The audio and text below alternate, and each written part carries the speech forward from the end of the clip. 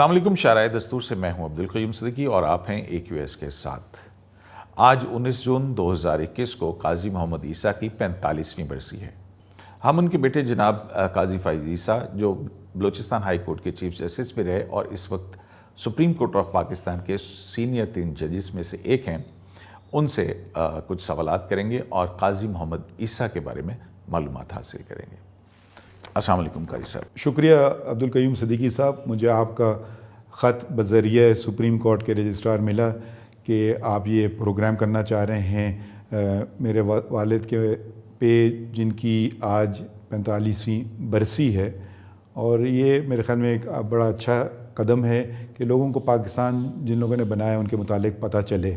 مگر میں شروع میں آپ سے وضاحت کرنا چاہتا ہوں کہ یہ پروگرام میں بحیثیت سپریم کورٹ جج نہیں کر رہا ہوں.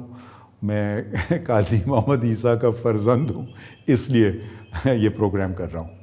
قاضی صاحب، سنا ہے کہ آپ کے فور فادرز جو ہیں وہ مائیگریٹ کر کے آئے.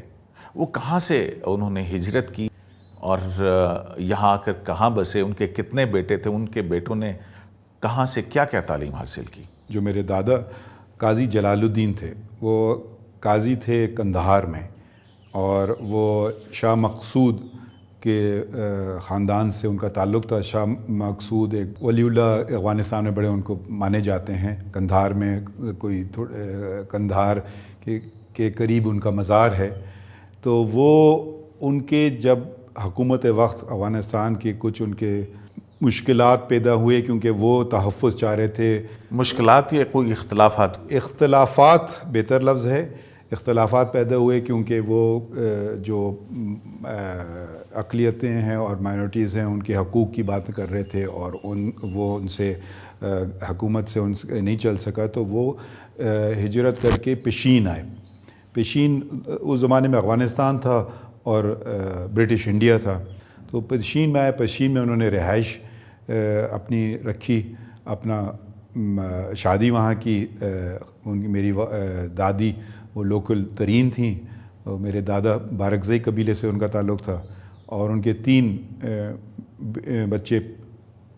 سب سے بڑے قاضی موسیٰ تھے اور اس کے بعد قاضی محمد عیسیٰ تھے، اور قاضی محمد اسماعیل تیسرے ان کے بیٹے تھے. تو یہ پیدا ہوئے سب پشین میں. انیشل تعلیم انہوں نے کوئٹہ میں حاصل کی، اور کوئٹہ کے بعد میرے دادا کا انتقال ہو گیا جب یہ بچے بالکل چھوٹے تھے، کم عمر تھے. تو میری دادی گھریلو خاتون تھیں، مگر وہ ان میں اتنا شعور تھا. انہوں نے کہا میں اپنے تینوں بیٹوں کو اس وقت جو تعلیم دنیا میں سب سے بہتر ہو سکتی میں ان کو دوں گی. تو ان کی نظریں تھیں انگلستان کی طرف. تو قاضی موسیٰ گئے آکسفورڈ کے ایکسیٹر کالج. میرے والد مڈل ٹیمپل لاء کرنے گئے لندن، اور میرے چچا قاضی اسماعیل وہ پہلے کمرشل پائلٹ بنے، اور میرے والد پہلے بیرسٹر بلوچستان سے تھے. سو یہ اعزاز ان کو حاصل ہے. اور اس زمانے میں جیسے کہ آج کل جیسے میں بھی گیا تعلیم کے لیے، اب تو آپ 8 گھنٹے کی جہاز سے جائیں اور ہوائی جہاز سے اور آپ پہنچ جاتے ہیں. اس زمانے میں اتنا آسان نہیں تھا. کوئٹہ سے آپ کو جانا ہوتا تھا کراچی، یا کراچی سے بمبئی، وہاں سے آپ پھر کشتی کے ذریعے سفر ہوتا تھا. کئی دن لگتے تھے اور اتنا آسان نہیں تھا. اور یہی پھر واپسی کا بھی راستہ تھا، کیونکہ کمرشل فلائٹس بہت کم تھیں اور بہت کم ہی استعمال ہوتی تھیں اس زمانے میں. تو یہ ان کا بیک گراؤنڈ ہے. کوئٹہ میں بھی آپ کے گھر تھا اور پشین میں بھی گھر تھا. کوئٹہ کا گھر ابھی بھی برقرار ہے؟ نہیں، کوئٹہ میں زلزلہ آیا تھا 31 مئی 1935 میں. ایک بہت خطرناک زلزلہ تھا. میرے خیال میں اس زمانے میں جو 10 سب سے زیادہ جن میں لوگ مرے تھے ان میں سے یہ ایک تھا. 60,000 لوگ، 30,000 کوئٹہ میں اور 30,000 کوئٹہ کے سراؤنڈنگ ایریاز میں اس میں جان بحق ہوئے، اور کوئٹہ بالکل ڈسٹروائے ہو گیا. تو کوئٹہ میں ہمارا گھر تھا، مگر وہ بھی بالکل ختم ہو گیا. اور خیر میں آپ کو ایک انٹرسٹنگ واقعہ سناتا ہوں. میں جب کوئٹہ گیا، میں جب وہاں چیف جسٹس تھا، تو ایک دن مجھ سے ایک صاحب ملنے آئے. تو وہ آئے اور وہ یہ لائے. تو یہ وہ اسی کپڑے میں تھا. یہ ان صاحب کا نام تھا علی احمد علیزئی. میں ان کو نہیں جانتا تھا. انہوں نے کہا کہ جی وہ ہمارے فیملی میں ان کے بزرگ خدمتگار تھے اور یہ امانت ہے، اور یہ امانت وہ لوٹانے آئے ہیں۔ اب یہ تقریباً کوئی 70 سال کے بعد کی بات ہے۔ ضعیف قرآن ہے اور یہ ہاتھ کا لکھا ہوا ہے، آپ دیکھنا پسند فرمائیں گے کتنا خوبصورت ہے، اور یہی صرف یہی پڑھا جاتا ہے، دیکھیں کہ کیونکہ آپ ہاتھ کے نشان دیکھ رہے ہیں اس پہ، اور اس کے شروع میں عربی زبان میں، اب یہ مجھے نہیں پتہ کس نے لکھا، کیا میرے دادا نے لکھا ہے یا نہیں، اس پہ ایک تاریخ تو ہے 1906 کی، اور اس میں یہ شروع میں عربی میں ایک دعا لکھی ہوئی ہے کہ اس کے سننے سے کان نہیں تھکتے، اس کے ذریعے مجھے ہر تکلیف سے نجات ملتی ہے، اس کی روشنی میرے دل کو راستہ دکھاتی ہے۔ تو یہ میرے خیال میں بہت خوبصورت دعا ہے جو اس قرآن، یہ جو ہاتھ کا قلمی قرآن ہے اور اس پہ جو لکھی گئی تھی، تو یہ انہوں نے، اب یہ میری واحد نشانی ہے اس گھر کی یا اس وقت کی۔ میں نے آپ کی پکچرز جو ہیں وہ دیکھ رہا تھا، اس میں ایک پکچر میں نے دیکھی، وہ پکچر ایک دروازہ ہے، اس کے سامنے آپ کھڑے ہیں اور اس کے اوپر کچھ خطاطی ہوئی ہے۔ پشین میں جیسے میں نے آپ کو بتایا کہ میرے دادا آئے تھے تو انہوں نے گھر بنایا، مٹی کا گھر تھا، ہے بلکہ وہ ڈبل سٹوری تھا، وہ لوگ آج کل مٹی کا گھر میں ڈبل سٹوری نہیں، وہ ابھی بھی موجود ہے۔ تو ان کا وہ شوق تھا کیلیگرافی کرنے کا، خطاطی کا، قرآنی خطاطی بالخصوص، اور وہ شیشے پہ لکھتے تھے، مگر شیشہ کیونکہ سامنے سے آپ اس کو چھوئیں تو بالکل اسموتھ تھا، تو وہ الٹا لکھتے تھے، مطلب پچھلے طرف پہ۔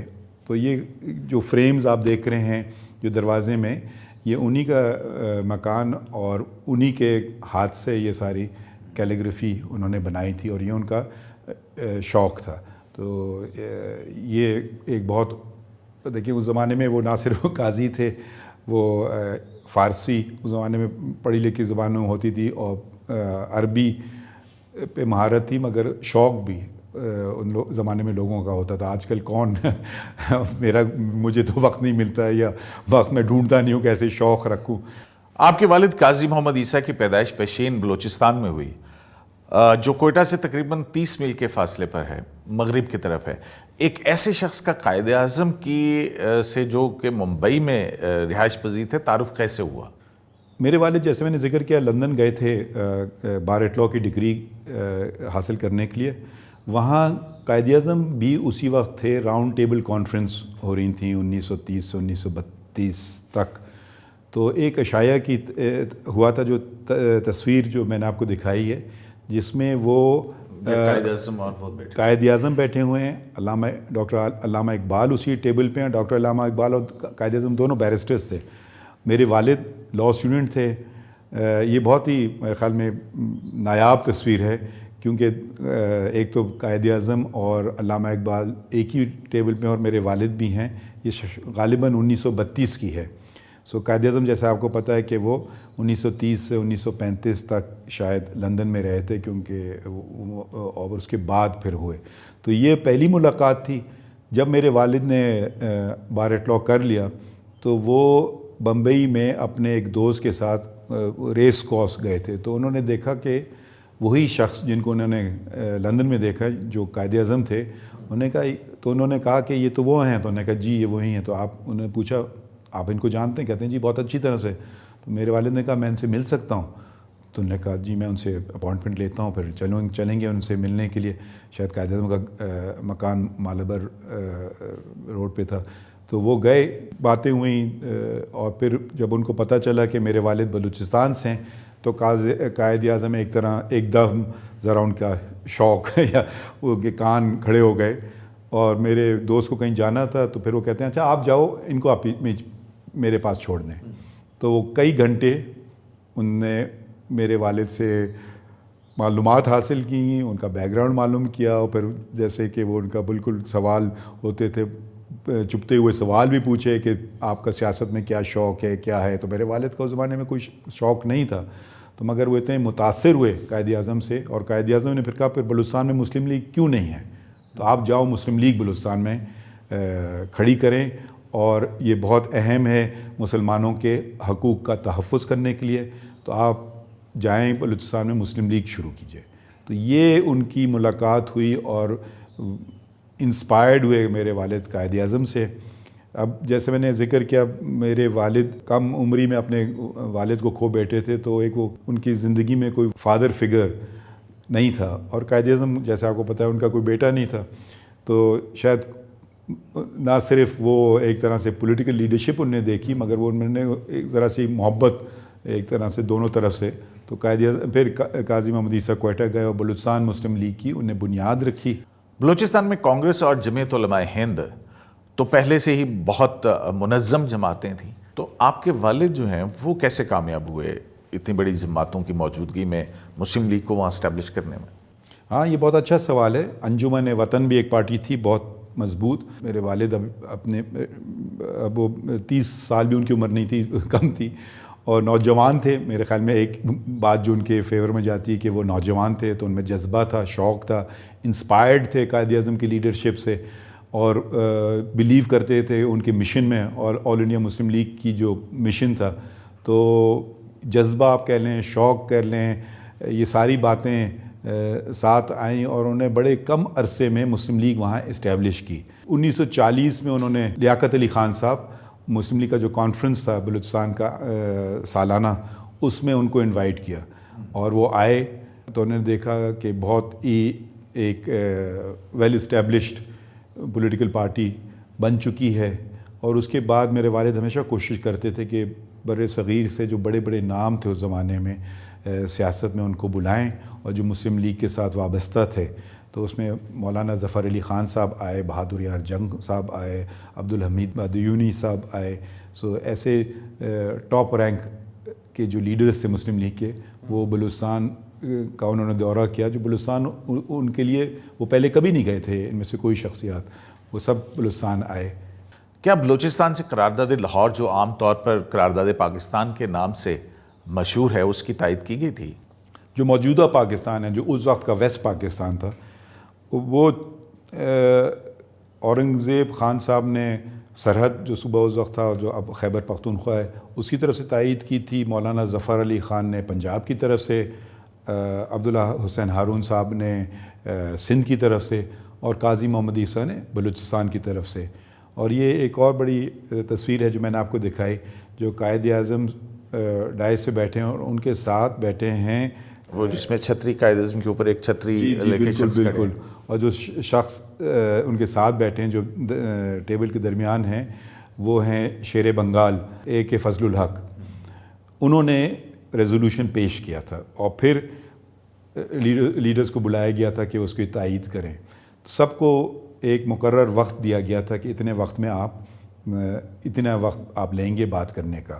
اور ایک بلب تھا سامنے رکھا ہوا تھا, وہ بلب آن کیا جاتا تھا کہ جب آپ کا وقت پورا ہو جائے یا کچھ لمحے پہلے. میرے والد صاحب تقریر کرنے لگے اور کرتے گئے, اور 2-3 دفعہ وہ جو شخص جس نے بتی کا سوئچ آن کرنا تھا, وہ اس کا ہاتھ بڑھا, اور قائد اعظم نے اس کو منع کر دیا کہ آپ ان کو بولنے دیجئے. تو میرے والد اس وقت یہ جو جن لوگوں نے تائید کی پاکستان کی حمایت میں, بلکہ نہیں پاکستان کی نہیں, اس وقت تو لاہور قرارداد کی جو تائید کی, اس میں سب سے کم عمر تھے. یہ ان کو ایک اور اعزاز بھی تھا, اور وہ سینٹرل ورکنگ کمیٹی کے ممبر بھی تھے آل انڈیا مسلم لیگ کے. کئی سب قائد اعظم بلوچستان کب پہلی مرتبہ آئے تھے؟ قائد اعظم پہلی دفعہ 1943 میں آئے بلوچستان, اور یہ مسلم لیگ کے اینیول کانفرنس کی صدارت کی. تو پہلے کبھی نہیں وہ آئے تھے بلوچستان یا کوئٹہ. تو کوئٹہ وہ آئے, اور کوئٹہ میں وہ ایک کھلی گاڑی میں ان کو میرے والد نے استقبال کیا ریلوے اسٹیشن پہ, اور وہ لے گئے. اور جس سڑک سے لے گئے, وہ اس کو پرانا نام اس کو ٹھنڈی سڑک کہتے تھے, اب زرغون روڈ ہے. تو وہ اس پہ دونوں طرف چنار کے درخت تھے. یہ چنار کے درخت میرے دادا قاضی جلال الدین اونٹ پہ کوئٹہ لائے تھے کندھار سے. سو بالکل ایک سرنگ کی طرح یہ سڑک تھی, اور بالکل وہ دھوپ نہیں لگتی تھی. مگر جب آگے کٹ گئے, لوگوں نے خیال نہیں رکھا, تو اب بہت کم رہ گئے ہیں ان درختوں میں سے. تو قائد اعظم جب یہ کھلی گاڑی میں تھے, لوگوں کا کافی ہجوم تھا, کیونکہ انہوں نے بہت زبردست استقبال کیا. تو وہ میرے والد کے دوست علی حسن जनरल गुल हसन के बड़े भाई वो गाड़ी चला रहे थे। तो वो फिर थोड़ी देर में मेरे वालिद को कहते हैं कि गाड़ी बंद हो गई है, इंजन हीटअप हो गया है। पश्तो में उन्होंने बात की। तो मेरे वालिद ने कहा कुछ मत कहो, इतना वो इतने ज़्यादा लोग थे कि वो गाड़ी को चलती गई उनके लोगों के साथ साथ, जैसे समंदर था लोगों का, तो वो चलती गई और किसी को पता भी, कायदे को पता भी नहीं चला कि गाड़ी बंद है। अब ये गाड़ी गई कंधारी बाज़ार के थ्रू। वहाँ कंधारी बाज़ार एक मार्केट थी जहाँ के खुशमेवा भी होता था, ताज़े फल भी होते थे और कपड़ों की भी दुकानें थीं। तो उधर उन्होंने गेट्स बनाए थे, इस्तकबालिया गेट्स। तो एक गेट था खुशमेवों का बना हुआ था, एक ताज़े फलों का था, और ये वॉलंटियर्स थे, किसी ने पैसे वगैरह नहीं, लोगों ने खुद आके बनाए। एक पूरा वो ब्रोकेड और रेशम का बना हुआ था जो ये कपड़े वालों की जो थी। फिर मोतिया फूल जो सिब्बी में होते थे वो मोतिया, और क्वेटा के गुलाबों का एक गेट था। तो कायद-ए-आज़म बहुत मुतासर हुए जो उनका इस्तकबाल बलूचिस्तान में किया गया, और कई चीज़ें इनसे वाबस्ता हैं, बहुत सारे किस्से जो कायद-ए-आज़म के हैं जो लोगों को शायद पता नहीं हैं। अच्छा काई साहब, ये मैं जो है ये तस्वीर देख रहा था, और इस तस्वीर के अंदर जहाँ किस्सों की बात की आपने, मैं ये भी पूछना चाहूँगा आपसे कि हमने देखा है जो तस्वीरें आपने दिखाई हैं उसमें काजी ईसा जो हैं और कायद-ए-आज़म की, वो तस्वीर में एक चीज़ कॉमन है कि शेरवानी तो पहनी हुई है उन्होंने, लेकिन साथ में एक जिना कैप जो है वो भी पहनी हुई है। तो ये आपके वालिद और कायद-ए-आज़म पहले कोई कम्युनिकेट करते थे कि हम दोनों ने जिना कैप पहननी है? ये जो टोपी है ये तो कराकोल थी, इसको कहते थे हैं जी। इसका नाम जिना कैप उस वक्त नहीं था। तो मेरे वालिद ये पहनते थे, तो कायद-ए-आज़म को पसंद आई जब वो हमारे घर में ठहरे हुए थे कि ये मुझे ख़रीदना है, मुझे ये चाहिए। तो ने कहा, तो वो मेरे वालिद उनको ले गए। अली एवज़ साहब थे गालिबन जिनकी दुकान थी, तो उधर गए वो, तो उन्होंने अपने लिए टोपियाँ चुनी और उनसे पूछा ये कीमत क्या है इसकी। तो वो दुकानदार ने कहा नहीं जी, ये मेरे लिए बहुत बड़ी एजाज़ है कि ये मैं आपको तोहफ़ा दूँ आपको। तो वो कायद-ए-आज़म ने इनकार कर दिया, उन्होंने कहा मैं तो नहीं लूँगा तोहफ़ा। तो काफ़ी देर इस पर बहस चलती रही। फिर मेरे कायद-ए-आज़म ने मेरे वालिद से अंग्रेज़ी में पूछा what would be a reasonable price. तो मेरे वालिद ने कहा sir 150 rupees should be more than sufficient. तो कायद-ए-आज़म पैसे तो नहीं रखते थे, तो उन्हें चेक बुक उस ज़माने में चलती थी, चेक बुक निकाला, उन्हें 200 रुपये का चेक उसको दिया कि भाई कम ना हो, उसका नुकसान ना हो। तो उस शख्स ने फिर उसको मोड़ करके इंडोर्स कर दिया मुस्लिम लीग फ़ंड और वापस कायद-ए-आज़म को दे दिया। तो ये टोपी मेरे वालिद ने फिर कहा कि जी गांधी कैप हम कहते हैं, नेहरू कैप कहते हैं, अब हम इसको आज से हम इसको जिना कैप कहेंगे। तो जैसा कि आपको ये मैं आपको ज़रा तस्वीर आप देखेंगे, इस तस्वीर में इनके अलावा भी कई लोग जिना कैप पहने हुए हैं कायद-ए-आज़म के अलावा। और दूसरी बात आप कायद-ए-आज़म की जो देखेंगे और उनके साथियों की, कि वो हर या तो सूट में है या शेरवानी में।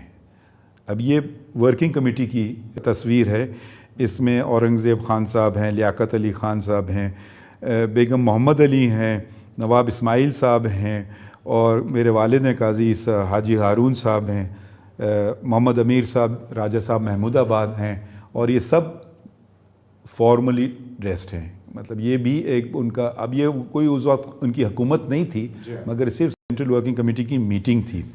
और इस तस्वीर में आप ये देखेंगे, इसमें सबसे जो दो नौजवान शख्सियत हैं, एक मेरे वालिद हैं और दूसरे हैं मोहम्मद अमीर साहब जो राजा साहब महमूदाबाद, और ये बहुत गहरी इनकी दोस्ती भी थी आपस में। ऑल इंडिया मुस्लिम लीग जो इंतहाई मगरब में बलूचिस्तान से और इंतहाई मशरक़ में बंगाल तक फैली हुई थी, यानी पूरे बरसग़ीर में फैली थी, इसकी मरकज़ी मजलिस आमला वर्किंग कमेटी में भी कायद-ए-आज़म ने आपके वालिद को शामिल किया था। इस बारे में कुछ बताना पसंद करेंगे? ऑल इंडिया मुस्लिम लीग का जो सबसे अहम बॉडी थी वो सेंट्रल वर्किंग कमेटी थी, वर्किंग कमेटी, जिसमें कायद-ए-आज़म सदर थे, लियाकत अली ख़ान जनरल सेक्रेटरी थे, राजा महमूदाबाद साहब ऑनरी ट्रेजरार थे, और पूरे बरसग़ीर से کوئٹہ سے لے کے بنگال تک وہاں سے لوگوں کو چنا گیا جو سب سے قائد اعظم سمجھتے تھے جو سب سے اہم ہیں یا جنہوں نے سب سے زیادہ کام کیا ہے. تو بلوچستان سے میرے والد کو انہوں نے چنا. یہ 1940 یا اس سے کچھ پہلے کی بات ہوگی, کیونکہ میں نے ڈاکیومنٹس دیکھے ہیں جس میں 1940 کے جو وہ ممبر آلریڈی ہیں ورکنگ کمیٹی کے. تو اس میں پورے بر صغیر سے لوگ تھے اور بلوچستان سے وہ واحد شخص تھے جو ورکنگ کمیٹی کے ممبر رہے اور تھرو آؤٹ رہے. جب بن گئے اس کے بعد پاکستان تک وہ ورکنگ کمیٹی کے ممبر رہے. بلوچستان مسلم لیگ کے صدر بھی تھے اور یہ ورکنگ کمیٹی کے ممبر بھی تھے. تو یہ اعزاز بھی میرے والد کو ہے کہ کوئی اور بلوچستان سے کسی کو اپوائنٹ قائد اعظم نے نہیں کیا ورکنگ کمیٹی پہ. اور یہ پالیسی بناتی تھی پوری مسلم لیگ, آل انڈیا مسلم لیگ کے لیے کہ کیا کیا جائے گا کیا نہیں ہوگا. اور قائد اعظم اتنے ہر چیز وہ اتنی پابندی سے کرتے تھے. جو مسلم لیگ کا آئین تھا وہ ایک خط میں نے دیکھا کہ جی آپ کو میں رول 14 کے تحت ورکنگ کمیٹی کا ممبر بنا رہا ہوں. تو اب وہ خط لکھ دیتے کہ آپ کو بنا دیا کافی ہوتا, مگر انہوں نے حوالہ دیا آل انڈیا مسلم لیگ کے آئین کا. تو وہ بہت ہی آئین پہ پابند شخص تھے. اور یہ وہ آئین نہیں, ملک آئین نہیں ہے, یہ اپنی ان کی ایک جماعت کا آئین ہے, اور مگر اس پہ بھی وہ پوری طرح سے پابند تھے. اور تذکرہ انہوں نے کیا کہ یہ میں آپ کو اس کے تحت اپوائنٹ کر رہا ہوں. قائد صاحب, ابھی آپ نے حوالہ دیا کہ کس طرح سے قاضی عیسیٰ کو ورکنگ کمیٹی کا ممبر بنایا گیا مسلم لیگ کے آئین اور اس کے رول کے تحت. تو یہاں پہ اگر میں آپ کو سوال کروں کہ آئین اہم ہوتا ہے یا ادارے, اور ججز جو ہیں وہ آئین کا دفاع کرتے ہیں یا اداروں کا؟ نہیں, آپ کا سوال بہت اچھا سوال ہے اور میں ذرا اس پہ سوچتا ہوں. اور بلکہ مجھے اب یہ بات کر رہے ہیں پاکستان ابھی بنا نہیں ہے, پاکستان کوئی ملک نہیں ہے. آل انڈیا مسلم لیگ ایک سیاسی پارٹی ہے. جیسے آپ نے ذکر کیا کہ وہ انہوں نے ورکنگ کمیٹی کے ممبر بنایا ہے, تو ان کو صرف ذکر کر سکتے کہ میں نے آپ کو اپوائنٹ کر دیا, مگر انہوں نے رول کا حوالہ دینا ضروری سمجھا. اب اسی طرح سے میں جنا پیپرز جو زیدی صاحب روم کی بہت زبردست نے مجموعہ ہے, ان کا سارے جو کتاب وہ ہیں اس زمانے کے کورسپونڈنس قائد اعظم کے ساتھ اور اہم کاغذ, تو اس میں اب یہ ایک خط ہے جنا صاحب لکھ رہے ہیں عبدالرب نشتر صاحب کو 1945. اب وہ خیر لمبی بات ہے, مگر یہ ذکر کرتے ہیں آئین آل انڈیا مسلم لیگ کا. No individual can be placed above our principles, creed, policy and program. اور اس کی پالیسی اور پروگرام سے بالاتر نہیں ہے, جو کہ جس کا ذکر آل انڈیا مسلم لیگ کے آئین میں ہے, جب تک کہ ہم اپنا آئین خود نہ بدلیں. تو یہ بھی دیکھیے, اب یہ بات ہو رہی ہے 1945 میں. سو قائد اعظم انگریزی میں اگر میں کہوں was truly a constitutionalist. تو وہ ان کے لیے آئین بہت ہی اہم چیز تھی. اور ادارے بھی, جو آپ نے اداروں کا ذکر کیا, ادارے بھی آئین کے ماتحت ہوتے ہیں. ادارے بنتے ہی آئین سے ہیں. آئین نام اداروں کو بنائے تو ادارے نہیں ہوں گے. اب سپریم کورٹ آئین میں 73 کے آئین میں اس کا ذکر ہے, تو اس کے ماتحت ادارہ ہے آئین کے. تو یقیناً آئین اہم ہے اداروں سے. اس کی مطلب یہ نہیں کہ ادارے اپنی جگہ اہم نہیں ہیں, مگر آئین ادارے بناتا ہے. تو آئین پہ ہی سب لوگ حلف اٹھاتے ہیں, جو کہ جیسے جج صاحبان جیسے میری طرح اور ہر پاکستانی کو آئین پہ پابند ہونا ہوتا ہے. آرٹیکل 5 یہ کہتا ہے. قائد صاحب, آپ نے بتایا کہ کیسے قائد اعظم بلوچستان میں آئے, ان کا کتنا شاندار استقبال ہوا, اور سارا ورکنگ کمیٹی کا بھی. سرحد میں جو ہے وہ کانگریس کی حکومت تھی اس وقت, تو آپ کے والد نے وہاں مسلم لیگ کو مضبوط کرنے میں بھی کوئی کردار ادا کیا؟ سرحد کی جو مسلم لیگ تھی اس میں کافی مسائل تھے. تو قائد اعظم نے فیصلہ کیا کہ اس کو ان کی جو باڈی کو ان کو ڈیزالو کریں, اور میرے والد کو کہا کہ آپ جائیں اور منظم طریقے سے سرحد میں مسلم لیگ دوبارہ قائم کیجیے. اور کیونکہ شکست ہوئی تھی مسلم لیگ کو بری طرح سے جو بائی الیکشن ہوئے تھے سرحد میں, تو 4 بائی الیکشن ہونے والے تھے. تو قائد اعظم نے ان کو کہا کہ بھئی اگر آپ ان میں سے 1 یا 2 نشستیں جیت لیں تو یہ کافی ہمارے لیے کامیابی ہوگی. تو انہوں نے اس میں انتخاب کیا قائد اعظم نے بہادر یار جنگ صاحب کا, عبدالحمید بدایونی صاحب کا, اور میرے خیال مولانا عبدالحمید بدایونی اور مولانا کریم ملی آبادی کا. تو اور میرے والد کو انہوں نے کہا کہ آپ اس کی صدارت کریں گے, اس مشن کی جو سرحد جائے گا. میرے والد نے کہا جی آپ مناسب ہوگا بہادر یار جنگ صاحب کو کریں کہ وہ مجھ سے بڑے بھی ہیں, تو میرے لیے مجھے شرمندگی ہوگی. تو قائد اعظم نے کہا کویسچن ڈز ناٹ ارائز, سوال ہی نہیں پیدا ہوتا ہے. آپ ہیں ورکنگ کمیٹی کے ممبر, وہ نہیں ہیں, تو آپ کو صدارت کرنا ہوگی اس کی, اس مشن جو جا رہا ہے. تو یہ اب دیکھیے کتنی ہر چیز قائد اعظم باقاعدگی سے سوچتے تھے, اور انہوں نے کہا کہ ورکنگ کمیٹی کے ممبر اوپر ہیں. وہ جب گئے یہ ڈیلیگیشن, یہ پورے سرحد میں ہر جگہ انہوں نے گئے, انہوں نے کینڈیڈیٹس بھی سلیکٹ کیے, اور پھر بائی الیکشن ہوا. جو بائی الیکشن میں جو 4 کی 4 سیٹیں مسلم لیگ جیتی. تو قائد اعظم نے ایک خط میں میرے والد کو لکھا کہ this is yet another feather in your cap, یہ ایک اور اعزاز ہے جو آپ نے حاصل کیا ہے. میرے والد کا صوبہ سرحد سے ایسا تعلق نہیں تھا, مگر وہ گئے تھے وہاں. اور ان کی جو سب سے وہ بتاتے ہیں کہ جو میری جو سب سے اہم, ایک دفعہ کسی صحافی نے میرے خیال میں پوچھا تھا سوال کہ سب سے آپ کی اہم کون سی تقریر تھی, تو انہوں نے کہا میری وہ تقریر تھی جو میں نے چوک یادگار میں کھڑے ہو کے کی تھی. یہ تھا جب مسلم لیگ کا ادھر بالکل کمزور پارٹی سمجھی جاتی تھی, اور ریڈ شرٹ موومنٹ کافی اسٹرانگ تھا. تو یہ ان کے گھر میں جا کے تقریر کرنے والی بات ہے اپنے مخالفین کی. تو جیسے ہی یہ جلسہ جمع ہوا, نعرے بازی مسلم لیگ کے خلاف ہو رہی تھی. تو اس موقع پہ لیاقت علی خان صاحب بھی موجود تھے, اور میرے والد نے انتخاب کیا تھا اس جگہ کا, اور کہا تھا کہ آپ آئیے گا اور ادھر ہم تقریر کریں گے. تو لیاقت علی خان جب اتنا وہ لوگ منفی باتیں کر رہے تھے مسلم لیگ کے متعلق اور نعرے بازی کر رہے تھے, تو وہ انگریزی میں ان کو کہتے ہیں you wanted this, now you face the music, اب آپ لوگوں کو جواب دیجیے. تو میرے والد نے, مولانا صاحب تھے, ان کو کہا آپ قرآن شریف کی تلاوت شروع کر دیں. تو انہوں نے تلاوت شروع کر دی, مگر وہ شور و غل کم نہیں ہوا. تو میرے والد کھڑے ہوئے اور انہوں نے پشتوں میں بڑا برا بھلا لوگوں کو کہا کہ سنا تھا کہ آپ بڑے متاثر ہوئے ہیں گاندھی جی سے, مگر آج آپ لوگوں نے ثابت کر دیا کہ آپ ان کے غلام ہیں, کہ کلام الہی پہ آپ توجہ نہیں دے رہے تھے. پھر آہستہ آہستہ جیسے انہوں نے بات کی, 3.5 گھنٹے میرے والد نے بات کی. انہوں نے کہا کہ جی مجھے یاد ہے کہ میرا پسینہ جو پیٹھ سے ہوتا ہوا میری چپل تک وہ بھیگ گئی تھی پسینے سے.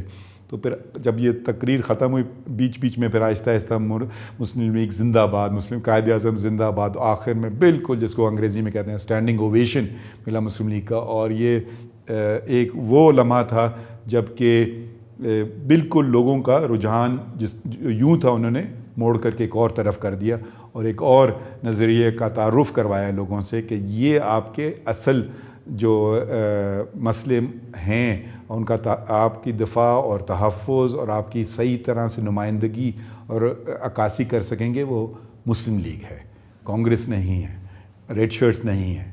کئی سب قائد اعظم 1940 میں جب آئے ہیں اور جب انہوں نے وہاں پہ سپیچ کی, وہ سپیچ انگریزی اخبارات میں چھپی ہوئی ہے. ان میں سے کچھ جو ہے وہ جو ابتدائی کلمات تھے قائد اعظم کے, اس کا ترجمہ جو ہے وہ کیا ہے. قائد اعظم کہتے ہیں کہ میں جذبات کا اظہار کرنے والا آدمی نہیں ہوں, اور میں شاذ ہی کسی کو تحسین پیش کرتا ہوں, لیکن میں آج کی شام اس سے ایک استثناء پیدا کروں گا. میرے ذہن میں آپ کے نوجوان رہنما قاضی محمد عیسیٰ ہیں. میں نے انہیں یہ ذمہ داری سونپی کہ وہ یہاں ایک مسلم لیگ قائم کریں.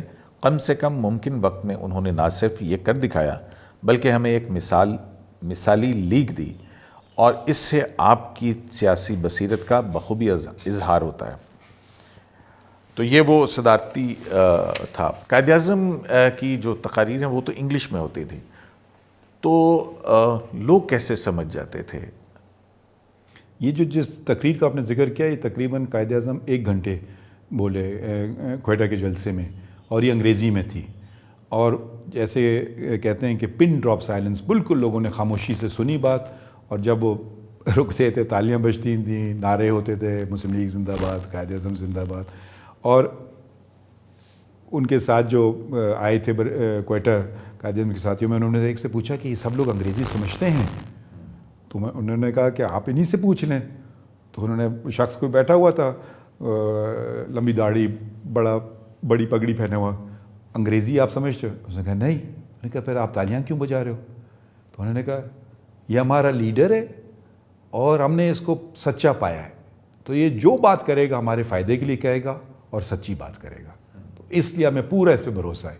تو یہ ہوتی ہے لیڈرشپ، کرزما، اور کہ آپ کو ایک دفعہ ہو گیا اعتبار ایک شخص پہ کہ یہ شخص جو ہے وہ بات کرے گا جو میرے فائدے کی ہوگی، جو ہمارے لوگوں کے فائدے کی ہوگی، پھر اس کو پھر بلائنڈ فیتھ میں کنورٹ ہو جاتا ہے. اور لوگ 1 گھنٹے انگریزی کی تقریر کون سنے گا جن کو سمجھ نہیں آ رہی ہے زبان. تو یہ قائد اعظم کی خصوصیت تھی کہ ان میں وہ کرسمہ اور وہ لیڈرشپ کوالٹیز تھیں کہ جنہوں نے لوگوں کو اتنا متاثر کیا کہ جب وہ انگریزی میں بھی بول رہے ہیں اور ان کے سامنے والا کچھ سمجھ بھی نہیں رہا ہے، پھر بھی وہ غور سے ان کو سن رہا ہے. قائد صاحب، قائد اعظم نے آپ کے والد سے ایک مرتبہ کہا کہ مسائل کی نشاندہی کریں، بلوچستان کے جو مسائل ہیں ان کی نشاندہی کریں، ان کا حل بھی تجویز کریں. اس ضمن میں قاضی محمد عیسیٰ نے 1944 میں ایک کتابچہ شائع کیا تھا جس کا عنوان تھا بلوچستان کیس اینڈ ڈیمانڈ. وہ کیا تھا؟ بلوچستان کم لوگ سمجھتے تھے اس وقت، اب بھی بہت کم ہی لوگ سمجھتے ہیں صوبے کو، بالخصوص مسلم لیگ کے لیڈرز اور باقی بر صغیر کے لوگوں کو شاید ان کے بارے میں پتہ نہیں تھا، اور قائد اعظم سمجھنا بھی چاہتے تھے اپنے لیے بھی اور اپنے ساتھیوں کے لیے بھی کہ کیا بلوچستان کے مسئلے ہیں، ان کا حل کیا ہے. بلوچستان، قائد اعظم کو بلوچستان سے خاص محبت تھی. اس کا اندازہ اس بات سے لگا سکتے ہیں کہ ان کے جو 14 نکات تھے ان میں سے ایک تھا کہ بلوچستان کو صوبے کا درجہ دیا جائے. تو بلوچستان کا اس وقت جو درجہ تھا وہ کمشنر پروونس کا تھا، کہ وہ درجہ تھا جو کہ انڈمان اور نکوبار آئیلینڈز کا تھا. تو وہ اگر بر صغیر میں سب سے پچھلا درجہ تھا ان کا. تو یہ بلوچستان کیس اینڈ ڈیمانڈ، انہوں نے یہ کتابچہ لکھا کہ بلوچستان کا ایک سمجھایا بھی صوبہ کیسے ہے، کیونکہ ادھر سٹیٹس بھی تھے، ایجنسی ایریاز بھی تھے، لیزڈ ایریاز بھی تھے، پشتون ایریاز بھی تھے، بلوچ ایریاز بھی تھے، براہوی سپیکنگ ایریاز بھی تھے. تو صوبے کو سمجھنا اور سمجھانا اور کیا مسئلے مسائل ہیں اور ان کے حل پیش کرنا، تو یہ انہوں نے قائد اعظم کے کہنے پہ بلوچستان کیس اینڈ ڈیمانڈ تحریر کی. آپ نے بھی اسی نام سے ایک کتابچہ لکھا جس کا اختتام آپ ایک مقامی شاعر کے شعر سے کرتے ہیں کہ یہ وسیع و بسیط ویرانے منتظر ہیں نئے بہاروں کے، آرزوؤں کے خوابگاہوں میں کتنے جذبے ہیں تشنائے تکمیل. آپ کو یہ کتابچہ لکھنے کی ضرورت کیوں پیش آئی، اور آخر میں یہ والا شعر؟ میں اس وقت جج نہیں تھا. تقریباً 63 سال بعد میرے والد صاحب کا جو تھا، اور میں سمجھا کہ بھئی مسئلے ابھی بھی ہیں تو ان کی نشاندہی کرنا اور ان کا حل. تو اس میں 33 میرے خیال میں نے جج سے کوئی پابندیاں لگ جاتی ہیں؟ نہیں، وہ کہا جاتا ہے نا کہ جج صاحبان اپنے فیصلوں سے بات کریں، اور آج بھی ہم کیونکہ اگر سیاسی باتیں ہو رہی ہوتی تو میں آپ سے نہیں کرتا، کیونکہ آپ نے کہا کہ پاکستان موومنٹ کی بات کرنا چاہ رہے ہیں میرے والد کی، اس لیے. تو ابھی بھی بات ہو رہی تھی تو آپ نے کہا کہ 2007 میں ایک آزاد آدمی تھا. جی، وکیل جو ہوتا ہے بہت آزاد ہوتا ہے. تو لیکن صرف فیصلے تو آزاد ہی لکھتے ہوں گے نا؟ اگر نہ لکھوں تو پھر میں اپنے حلف کی پاسداری نہیں کر رہا ہوں. تو یہ آپ کو یہ کیوں کتابچہ لکھنے کی ضرورت محسوس ہوئی؟ جی، جیسے میں نے ذکر کیا کہ مسئلے مسائل وہی تھے، کچھ مزید تھے، تو نشاندہی کرنا چیز کی اچھی بات ہوتی ہے، اور صرف تنقید کرنا میرے حساب صحیح نہیں ہوتی. آپ تنقید پہلے آپ نشاندہی کریں، پھر آپ اس کے مسئلے کا حل بتائیں، اور پھر بے شک تنقید پھر کریں. تو یہ میری ذمہ داری تھی صوبہ بلوچستان سے کیونکہ میں نے بھی اپنے والد کی طرح بار ایٹ لاء کی ڈگری لی، اور میرے بعد آپ کو شاید خوشی ہوگی معلوم کر کے کہ میری بیٹی نے بھی بار ایٹ لاء، شاید میرے والد پہلے مرد تھے جو بلوچستان سے کیا، اور میری بیٹی پہلی خاتون تھیں جنہوں نے بلوچستان سے بار ایٹ لاء کیا، اور ہم تینوں اسی درس گاہ میں گئے لندن میں جہاں کے میرے والد گئے تھے۔ کیا تحریک پاکستان اور مسلم لیگ کے لیے قاضی محمد عیسیٰ کا کردار بلوچستان کے علاوہ بھی رہا؟ ایک تھی کمیٹی آف ایکشن جس کی سربراہی نواب اسماعیل کی تھی، اور اس میں دیگر ممبران تھے خواجہ ناظم الدین اور چودھری خلیق الزمان اور میرے والد۔ تو یہ جہاں بھی مسلمانوں کے مسئلے بر صغیر میں تھے تو وہاں ان کو پہنچنا، تحقیق کرنا اور کیا کرنا چاہیے مسلم لیگ کو، یہ ورکنگ کمیٹی نے یہ ذمہ داری دی تھی کمیٹی آف ایکشن کو۔ ہندوستان ٹائمز ایک مشہور اخبار ہے ہندوستان کا، آج کل بھی میرے خیال میں شائع ہوتا ہے، تو اس نے ایک انگریزی میں کہتے ہیں بیک ہینڈڈ کمپلیمنٹ میرے والد کو دیا، Qazi Muhammad Isa is the action and the rest is the committee, تو کمیٹی آف ایکشن کی انہوں نے بات کی۔ تو یہ کافی اہم رسپانسبلٹی تھی کمیٹی آف ایکشن کی۔ اس کے علاوہ کانگریس کے پاس وسائل بہت زیادہ تھے اور پبلسٹی میں ان کا کافی نمایاں رول تھا اور اچھی طریقے سے کرتے تھے، اور ان کی جو پبلسٹی ونگ تھی وہ ایک خاتون تھی مسز نہرو، ایک ICS آفیسر کی بیگم تھی، تو وہ ان کے سپرد تھی۔ امپیریل ہوٹل میں وہ صحافیوں سے ملتے تھے اور ان کا دفتر بھی تھا۔ تو یہ فیصلہ ہوا ورکنگ کمیٹی کا کہ مسلم لیگ میں بھی ہونا چاہیے publicity and information department all India Muslim league کا۔ یہ میرے والد کو ذمہ داری ایک مزید دی گئی کہ آپ اس کی سربراہی کریں اور مسلم لیگ کا پیغام پورے بر صغیر میں پھیلائیں۔ تو اس میں انہوں نے 3 شعبے بنائے میرے والد صاحب نے۔ ایک تھا انگریزی کا جو نور العارفین صاحب جو جج بعد میں بنے وہ دیکھتے تھے، پھر دینی شعبہ تھا جو ظفر احمد انصاری صاحب دیکھتے تھے، اور تیسرا اردو کا شعبہ تھا جو سعید کرمانی صاحب دیکھتے تھے۔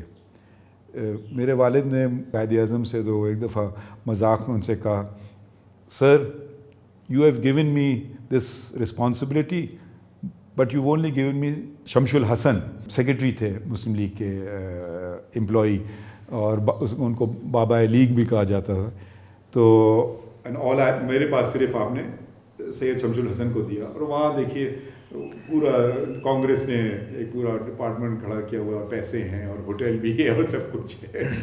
تو قائد اعظم اور کانگریس کے اس ڈپارٹمنٹ میں خواتین بھی تھیں اور بڑی اچھا تو وہ میرے والد نے ان کو کہا don't worry you will one them over with your charm, کہ آپ فکر نہ کریں، آپ اپنی آپ ان کو جیت لیں گے شخصیت سے، اور آپ میں یہ ہے کہ آپ پروپیگنڈا صحیح طرح سے کر سکیں گے اور مسلم لیگ کا میسج انفارمیشن لوگوں تک پہنچا سکیں گے۔ تو یہ ایک بہت اہم میرے خیال میں ذمہ داری تھی۔ اور آپ تصویروں میں نے شاید آپ کو جو تصویریں دکھائی ہیں اس میں ایک پبلسٹی وہ ان کی وین بھی تھی بلوچستان کی، کہ آپ دیکھیں اس زمانے میں ہمیں سوچنا ہوگا کہ اس زمانے میں کیسے ہوتا تھا، ٹی وی چینل تو کوئی نہیں تھے، تو زیادہ اخبار بھی، تعلیم بھی بہت کم تھی، تو آپ کو ہر جگہ ایک جگہ، تو میرے والد تقریباً وہ ڈائری رکھتے تھے 40,000 میل ان کا سفر ہوتا تھا سالانہ آن ایوریج پورے بر صغیر میں۔ اس ضمن میں جو Muslim League publicity and information department کی کئی مطبوعات ہیں، جن میں سے ایک کا عنوان تھا it shall never happen again. یہ جو ہے وہ اس کا کتابچہ it shall never happen again with the foreword by Qazi Muhammad Isa, department of publicity and information All India Muslim league.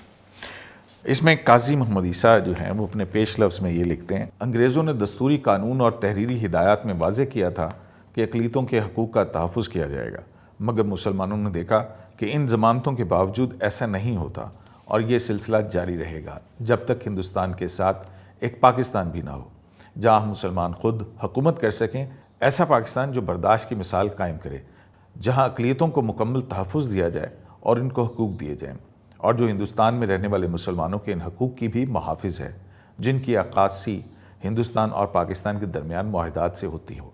کیا ایسا ہی ہوا؟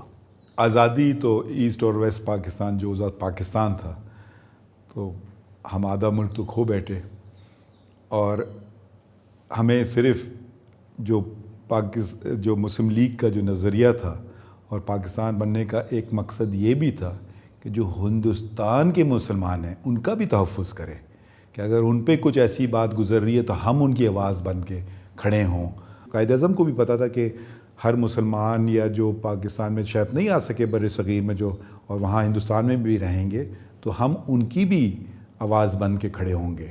تو ہم نے آدھا ملک کھو دیا، پھر ہم ان کی بھی نہیں نمائندگی کر پا رہے ہیں۔ قاضی محمد عیسیٰ کے والد کا جب انتقال ہوا تو وہ بہت کم عمر تھے، اور پھر ہم دیکھتے ہیں کہ قاضی محمد عیسیٰ اور قائد اعظم کا جو ریلیشن شپ ہے اس کو آپ کس پہلو سے دیکھتے ہیں؟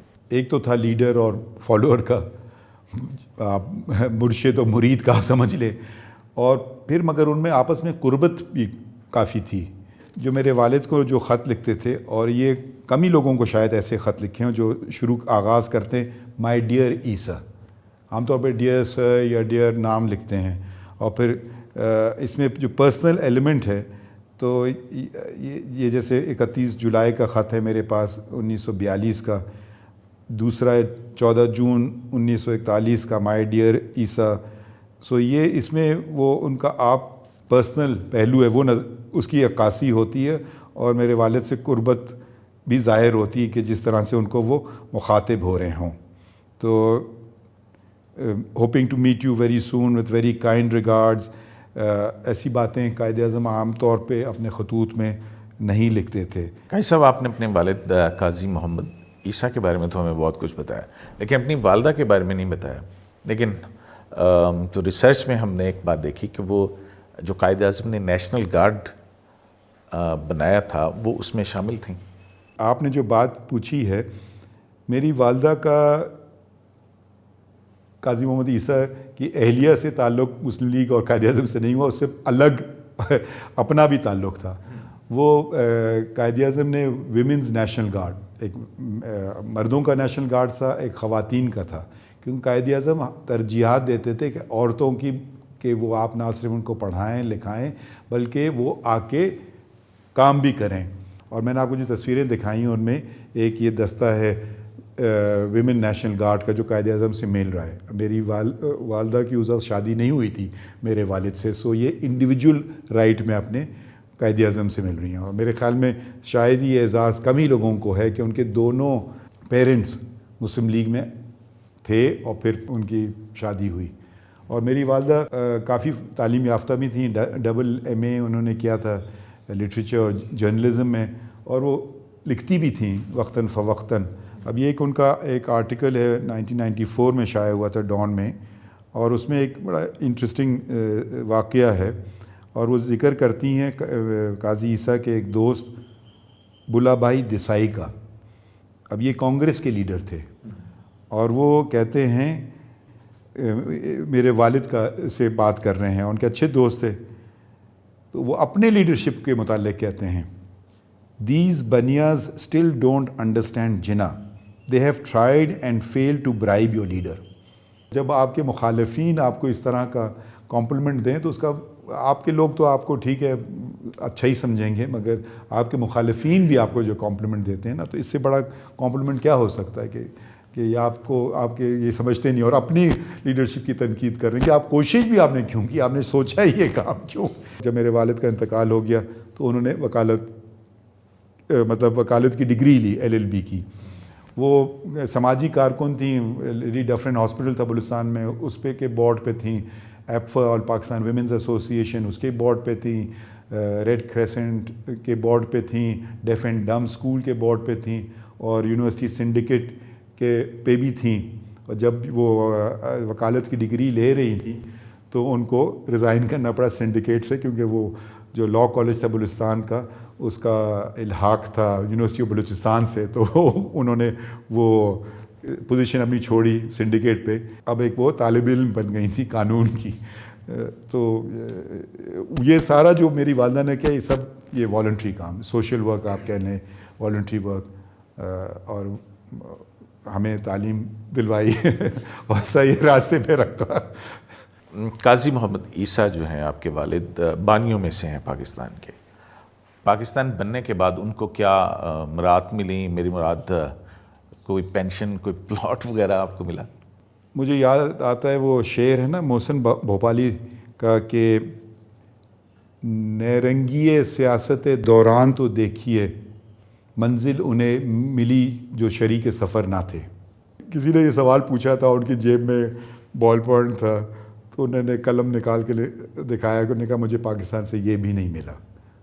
اور وہ اس لیے نہیں کہہ رہے تھے کہ وہ مایوس تھے، مگر وہ فخریہ کہہ رہے تھے کہ جی ہم نے لیا کچھ نہیں، کوئی پینشن نہیں. مطلب مسلم لیگ، شاید میرے والد اچھے کھاتے پیتے گھرانے سے تھے، مگر ایسے بھی لوگ تھے جن کی مالی حالت بہت کمزور تھی، مگر کچھ ان کو نہیں ملا، اور ہر چیز پاکستان میں لٹا دی. لیاقت علی خان صاحب جب وفات، وہ بھی نواب زادہ تھے، اور جب ان کی وفات ہوئی بینک میں ان کے کتنے روپے تھے. قاضی عیسیٰ کی بھی تقریباً یہی حالت تھی کہ وہ ہر چیز مطلب پاکستان میں انہوں نے لٹا دی. نہ کوئی پینشن، نہ تو کوئی پلاٹ، یہ چیزیں تو ان کے ذہن میں بھی نہیں تھیں. اس زمانے میں تھی کہ ایویکیو پراپرٹیز ہوتی تھیں، بہت سارے ہندو یہاں سے چلے گئے تھے، تو اگر مسلم لیگ کے لیڈرشپ چاہے تو ساری ایویکیو پراپرٹیز، جب اس میں اچھے چیدہ پلاٹس اپنے لوگوں کو دلوا دیں. کوئی ایسا کسی نے مخالفین میں بھی ان کے یہ نہیں کہا، نہ صرف قائد اعظم بلکہ کوئی سنگل ورکنگ کمیٹی کے ممبر یا اور لیڈرشپ مسلم لیگ کی کہ انہوں نے کوئی فائدہ، مالی فائدہ پاکستان سے اٹھایا. میری عمر تھی 16 سال جب میرے والد کا انتقال ہوا، اور اب آپ پتہ نہیں کہنا چاہیے نہیں، مگر میری والدہ نے اپنا جو ہمارا گھر تھا کوئٹہ میں 2 لیٹن روڈ، جس در قائد اعظم رہے تھے، تو وہ انہوں نے ویکیٹ کر کے برابر میں ایک گیراج تھے 2، ان کو کنورٹ کیا انیکسی میں، اور وہ وہاں رہتی تھیں، اور مطلب کرائے اس سے لیتی تھیں. اور بلکہ یہ ایک بہت فخریہ طور پہ کہ کچھ نہیں ملا مگر بہت کچھ انہوں نے لٹا دیا. قاضی صاحب بہت شکریہ آپ کا، آپ نے ہمیں اتنا وقت دیا. شکریہ آپ کا عبدالقیوم صاحب کہ آپ نے یہ موقع مجھے دیا کہ میں اپنے والد کی متعلق کچھ بتا سکوں، اور میری بھی آپ نے یادیں تازہ کر دی. شکریہ. بہت شکریہ قاضی صاحب. قاضی صاحب کے ذریعے سے آج ہم نے تحریک پاکستان میں ان کے والد قاضی محمد عیسیٰ کے کردار کے حوالے سے کچھ تاریخی حقائق کو چھانا. امید ہے کہ آپ کو ہمارا یہ پروگرام اور یہ سلسلہ پسند آیا ہوگا. آپ کے فیڈ بیک کا انتظار رہے گا. شارح دستور سے عبدالقیوم صدیقی کو AQS لائیو سے اجازت دیجیے. اللہ نگہبان.